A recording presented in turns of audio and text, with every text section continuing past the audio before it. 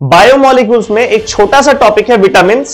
छोटा सा टॉपिक है लेकिन उसका question board exam, entrance exam हर जगह पूछा जाता है। तो इस वीडियो में हम लोग क्या करने वाले हैं, उस छोटे से थ्योरी को जल्दी से कवर कर लेते हैं। हम लोग देखते हैं कि विटामिन का कितना टाइप्स है जो हम लोग को पढ़ना है, सारा टाइप्स याद करने का कोशिश करते हैं, उसका क्लासिफिकेशन समझते हैं और उसका प्रॉपर्टीज के बारे में बात करते हैं। तो विटामिन कुल 13 टाइप का होता है, यहां बोर्ड में लिखा हुआ है, जिसमें कि विटामिन ए, सी, डी, ई, के ये अलग अलग अल्फाबेट वाला विटामिन हो गया।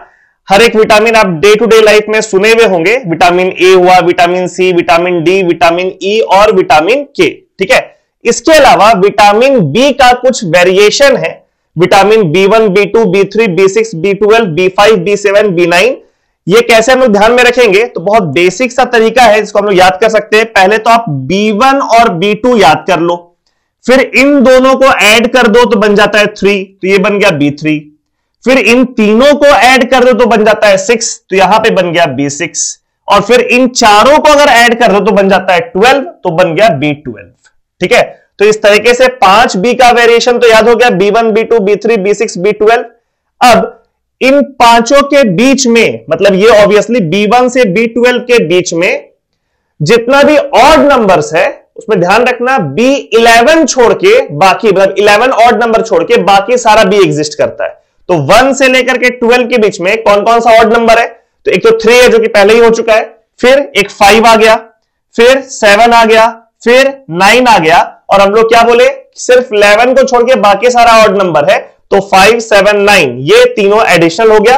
तो कुल मिलाकर के बी का 8 वेरिएशन है, और अलग अलग अल्फाबेट का बी को छोड़ करके कितना और वेरिएशन है, 5 और है, विटामिन ए, सी, डी, ई, के। सो बेसिकली आपको बस ये के अलग से याद करना है, otherwise vitamin A, B, C, D, E, B का इतना सारा वेरिएशन और ए, सी, डी, ई अलग से ऊपर में, और एक के बस आप लोग को ध्यान में रखना है। अब इतना सारा जो विटामिन है, 13 तरह का विटामिन, इसको हम लोग क्लासिफाई करते हैं as fat soluble vitamin and water soluble vitamin. तो अब वो फैट सॉल्युबल विटामिन में कौन कौन विटामिन है, तो सिर्फ 4 है फैट सॉल्युबल में, ए, डी, ई, के। कैसे याद रखेंगे, तो ऐसे ना एक वर्ड बना लो और उस वर्ड को याद कर लो, फेडेक।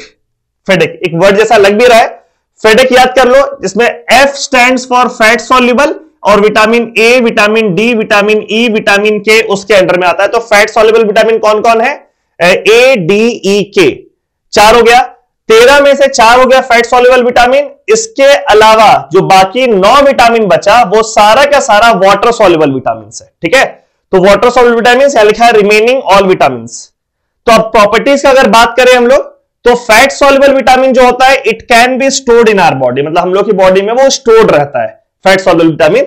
जबकि वाटर सॉल्युबल विटामिन जो होता है वो हम लोग की बॉडी में स्टोर नहीं होता है, वो यूरिन के साथ हम लोग की बॉडी को लीव कर देता है। ठीक है, तो it can't be stored in our body, but इसमें एक एक्सेप्शन है इस वाटर सॉल्युबल विटामिन में कि B12 obviously is a water soluble vitamin, उसको हम लोग के बॉडी में स्टोर किया जा सकता है, इट कैन बी स्टोर्ड। ठीक है, B12 को हम लोग स्टोर कर सकते हैं, अदरवाइज और सारा वाटर सॉल्युबल विटामिन स्टोर नहीं किया जा सकता है। तो अब इसमें बहुत सारा वैरायटी ऑफ क्वेश्चंस पूछ सकता है आपसे एग्जाम में। अगर ये बोले कि बताइए विटामिन बी का जितना भी वेरिएशन है वो कैसा विटामिन है, फैट सॉल्युबल है कि वाटर सॉल्युबल है, तो obviously all the vitamin B are water soluble vitamin.